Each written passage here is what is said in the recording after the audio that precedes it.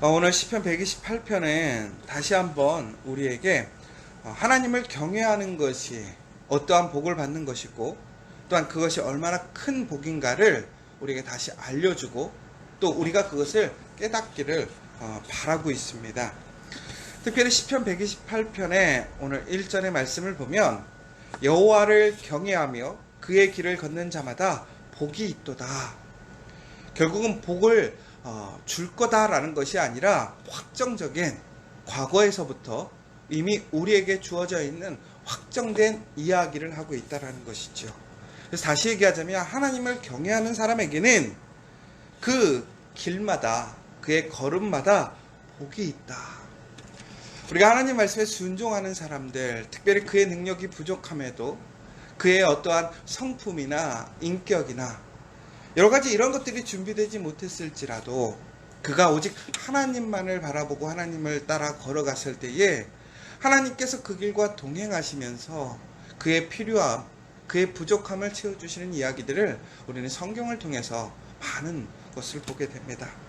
그러나 이것이 단순히 그 사람들에게만 주어지는 것이 아니라 오늘 우리가 그 하나님 말씀을 온전히 우리 가슴에 새기고 하나님을 두려워하고 하나님을 친밀히 여기면서 하나님의 말씀대로 하나님이 인도하시는 그 길을 따라 걸어가면 그 길이 우리 눈에는 온전하지 못해 보이고 무엇인가 불안하고 앞이 예정되어 있는 것 같지 않을지라도 그 길 가운데 하나님의 풍성한 복이 임한다라는 그 사실을 여러분들이 기억하시면 좋겠습니다.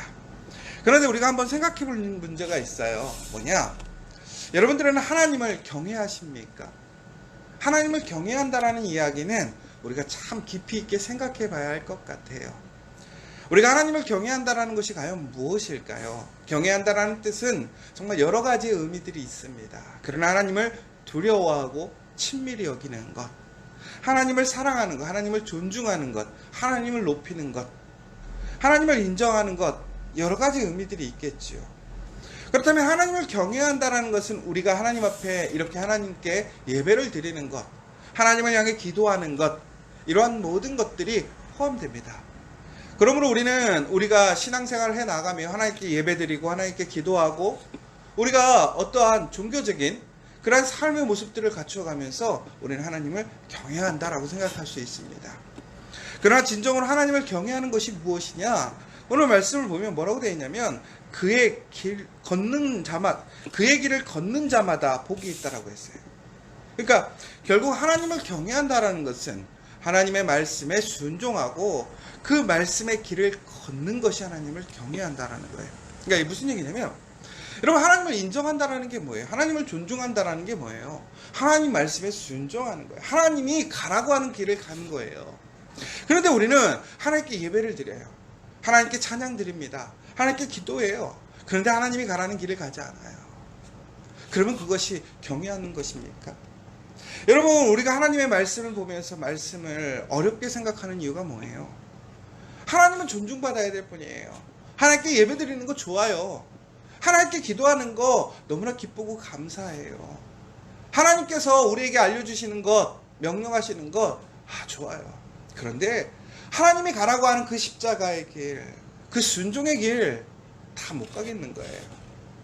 그러면 여러분 그것이 과연 하나님을 경외하는 것입니까? 하나님을 경외한다는 것이 결국 무슨 얘기입니까? 온전히 전적으로 신뢰하고 그 길을 걸어가는 거예요. 여러분 모세가 마지막 날 그가 하나님 앞에서 약속의 땅을 보게 되죠. 그리고 그 자리에서 죽게 됩니다. 그런데 그가 왜 가나안 땅에 못 갔습니까? 한 번의 불순종 아닙니까? 하나님께서는 우리에게 요구하시는 것이 무엇이냐? 전적인 순종이에요. 온전한 순종이에요. 여러분 우리는 그러면 어떻게 우리가 그렇게 순종할 수 있겠습니까? 그럼에도 불구하고 우리가 어떻게 해야 돼요? 그 예수가 가신 그 십자가의 길, 그 순종의 길을 바라보며 내가 비록 연약하고 내가 실수하고 넘어져도 우리는 그 길을 가기 위해 부단히 그 길만을 향해 나아가는 사람들이 진정으로 하나님을 경외하는 자라는 거예요. 바로 그러한 사람들에게 복이 주어지는 거예요. 여러분 하나님을 경외하는 것에는 완성이 없어요. 온전한 기준이 없어요.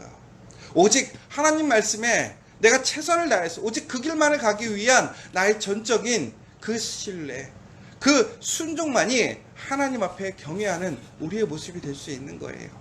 이것은요, 사람들과 비교할 수 있는 양적인 문제도 아닌 것 같아요. 이 사람이 이렇게 한다고 해서 그것이 경외의 기준이 되는 것도 아닌 것 같아요. 오직 우리의 상황에서, 우리의 모습에서 오직 하나님만을 하나님으로 인정하고 하나님을 향해 나아갈 수 있는 그 모습, 그것이 진정으로 하나님을 경외하는 거예요. 바로 그 길을 걷는 사람들, 그 사람에게 복이 있다는 것입니다.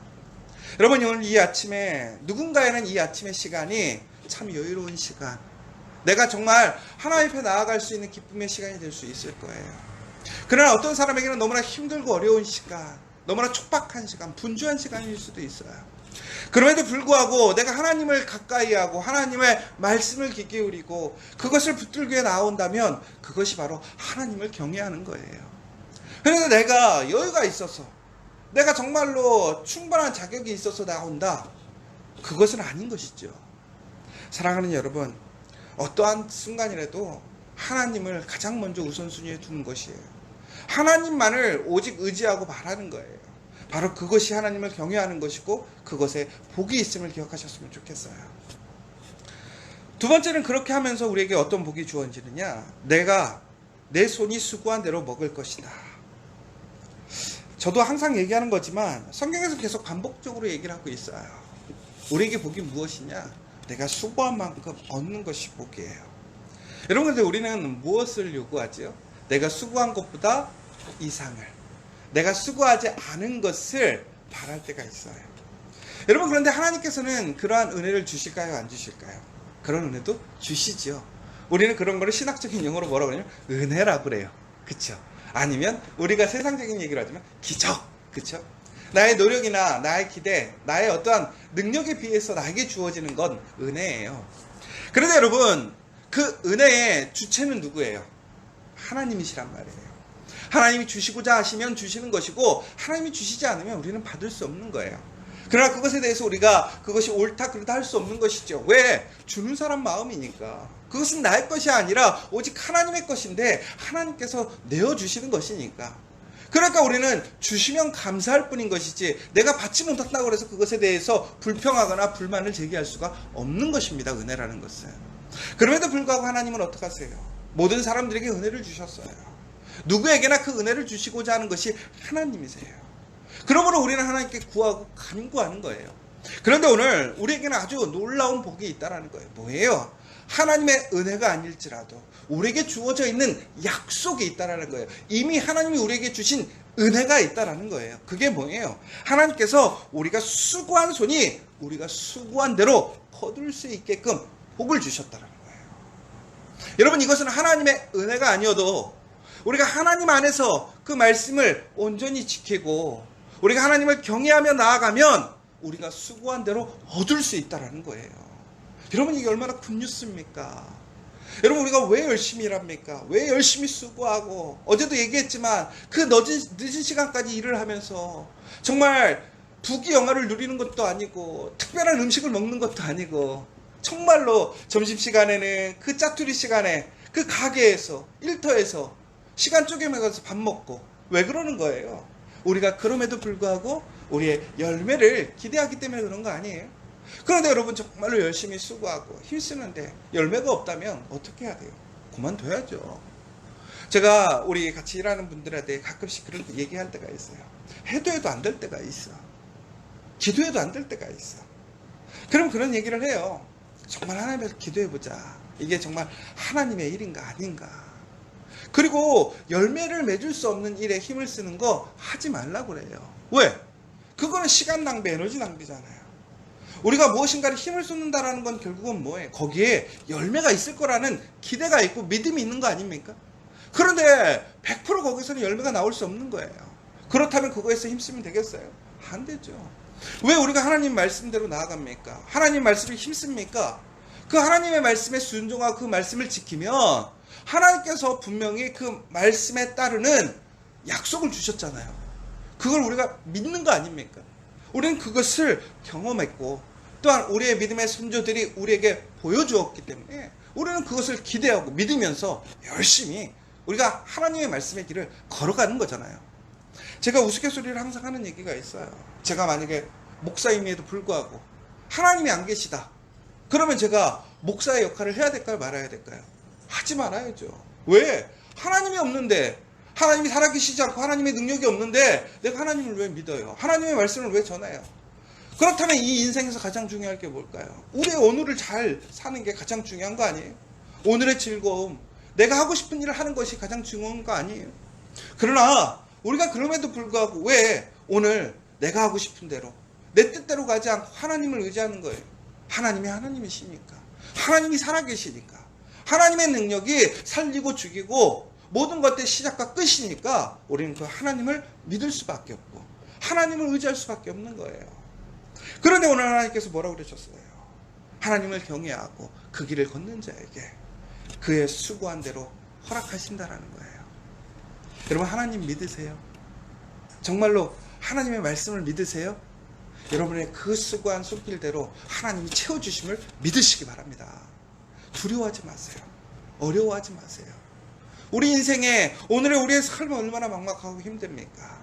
조금 살만하면 더 큰 문제가 오고 정말 매일매일의 삶이 힘들고 어렵잖아요. 그럼에도 우리가 돌아보면 우리가 살아오셨던 인해가 뭐예요? 하나님의 도우심 아닙니까?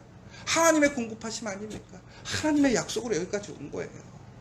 여러분, 그러면 그 사실을 기억하세요. 오늘까지도 지켜주셨던 그 하나님.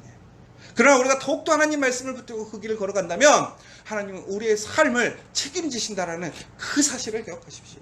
두려워하지 마시고 강하고 담대하게 하나님의 말씀을 붙드시는 여러분이 되셨으면 좋겠어요. 그러면서 하나님께서 또한 복을 주십니다. 어떠한 복을 주시느냐? 하나님께서는 내 집 안방에 있는, 내 집 안방에 있는, 혹시 집이 있으세요? 자가세요? 월세세요? 전세세요? 여러분, 근데 자가냐 전세냐 월세냐 이런 게 좀 중요할 수도 있는데 가장 중요한 건 내 집이 있다는 게 얼마나 복이에요. 여러분, 그러면 그럴 거예요. 내 집도 아닌데 뭐가, 정말 삶이 지치고 힘들 때, 어려울 때 내가 쉴 수 있는 그 공간 하나가 있는 게 얼마나 큰 복인지 몰라요. 우리는 너무나 많은 걸 누리다 보니까 우리가 가지고 있는 것에 대해 감사하고 그것이 귀한 것을 자꾸 잊어버려요. 그런데 우리가 힘들고 어려워졌을 때, 그것을 잃었을 때 그것이 얼마나 큰 복이었는지를 알아요. 여러분, 오늘 우리가 내 집이든 아니든 간에 오늘 내가 쉴 수 있는 내 안방이 있다는 게 얼마나 큰 복입니까? 내 안방이라는 건 결국 뭐예요? 내가 쉴 수 있는 곳, 우리 가족이 함께 쉴 수 있는 그 거처가 있다는 거예요. 그런데 그곳에 내 아내와 우리 자식들이 식탁에 둘러앉아 있더라는 거예요. 그런데 그 식탁에 둘러앉아 있는 아내는 결실한 포도나무 같고 자식들은 어린 감람나무 같대요. 여러분, 내가 쉴 수 있는 그 거처에 우리 가족들이 식탁을 이루어서 그 식탁에서 밥을 먹을 수 있다는 게 얼마나 큰 복이에요. 요즘 세상이 너무 좋아져서 그게 복이라고 생각하지 못하는 사람들이 있어요. 그러나 여러분, 그게 얼마나 큰 복입니까? 우리가 함께 모이고 싶어도 모일 수 없어요. 함께 식사하고 싶어도 식사할 수가 없어요. 그런데 그 가족의 집에서 함께 식탁에 모여서 그들이 모두 다 함께 나눌 수 있다는 그 복. 그런데 중요한 것은 그들에게 아내는 포도나무 같고 자식은 감람나무 같대요. 여러분, 사람들이 모여서 가족들이 모여 있는데요, 행복한 가정이 별로 없어요. 부부가 원수처럼 지내고 부모와 자녀가 원수처럼 지내요. 서로가 서로를 욕하고 탓하고 불만에 이르게 하고 사랑하지 못하고 모이면 지옥 같고 불편하고 어려운 그런 가정이 얼마나 많은지 몰라요. 여러분, 그런데 우리가 오늘 우리 가정에서 우리 자녀들과 함께 식탁에 앉아서 함께 식사하고 그 자녀가 사랑스럽고 또한 나에게 힘이 되어주는 그러한 사람들이 되어진다는 것, 그것이 복이라는 거예요. 오늘 하나님 말씀에 경외하는 자들에게는 그 가족의 복이 임하겠다는 거예요. 여러분, 하나님이 주시는 가장 큰 복, 그 가정을 통한 하나님의 풍성한 복이 있음을 기억하십시오. 그 은혜를 소망하시는 여러분들이 되시라는 거예요. 전국에는 여호와를 경외하는 자들이 이와 같은 복을 얻게 된다는 거예요. 결국 우리는 이 복이 개인의 복에서 멈추는 것이 아니에요. 여러분, 우리가 아무리 개인적으로 우리 가정이 복을 받았다고 생각해 보세요. 그런데 나라가 없어졌다고 생각해 보세요. 나라가 문제가 생겼다고 생각해 보세요. 그러면 그 복이 유지가 될까요? 지켜지지 않아요. 왜 우리가 우리 대한민국을 위해서 기도해야 될까요? 이 나라를 위해서 기도해야 될까요? 나의 행복, 나의 가정은 결국은 국가의 운명과 함께 가는 거예요. 여러분, 지금 요즘 우리나라가 위기라고 생각해요. 어렵다고 생각해요. 나랑 정치적인 색깔이 다르니까, 그들의 정치하는 사람들의 문제니까 나랑 상관없어가 아니에요. 오히려 이때 우리가 더 기도하고 하나님의 뜻을 구해야 되는 이유가 뭐냐? 바로 이 나라가 잘 지켜져야 우리의 가정, 우리의 한 사람 한 사람들이 복을 누릴 수 있는 거예요. 더 나아가서는 내가 행복하고 우리 가정이 행복해야 사회가 건강해지고 나라가 건강해지는 거예요. 결국은 이것이 상호적인 것이지요. 그런데 하나님 말씀 경외하고 하나님 말씀을 따라가게 되면 우리 가정이 변화되고 우리 사회가 변화되면 나라가 변화되는 거예요. 그 시작은 뭐냐? 내가 먼저 하나님을 경외하고 하나님의 길을 가는 거예요. 그 복을 누리고 그 복을 나누는 거예요. 그럼 우리 가족이 풍성해지고 우리 가족이 풍성해지면 사회가 풍성해지고 나라가 풍성해지는 것이지요. 오늘 이 시간 다시 한번 하나님께 간절히 기도했으면 좋겠어요. 오늘 마지막에 이렇게 얘기합니다. 이스라엘에게 평강이 있을지어다. 우리는 복을 누리고 또한 하나님의 은혜를 누리는 사람이지만 또한 우리는 복을 나눠주는 사람이에요. 복을 빌어주는 사람이에요. 저는 여러분들이 하나님의 그 말씀에 순종해서 그 길을 걸어감으로 복을 누리시는 복된 사람들 되셨으면 좋겠어요. 그러나 거기서 멈추는 것이 아니라 여러분들이 복을 불러주고 복을 나눠주고 복을 축복해주는 그런 복의 사람들이 되어서 결국은 예수 믿는 그 한 사람을 통해서 그 사람이 사는 그 삶의 모습이 바뀌고 그 가정이 바뀌고 일터가 바뀌고 나라가 바뀌는 큰 놀라운 은혜를 누리는 저와 여러분 되시기를 간절히 소망합니다.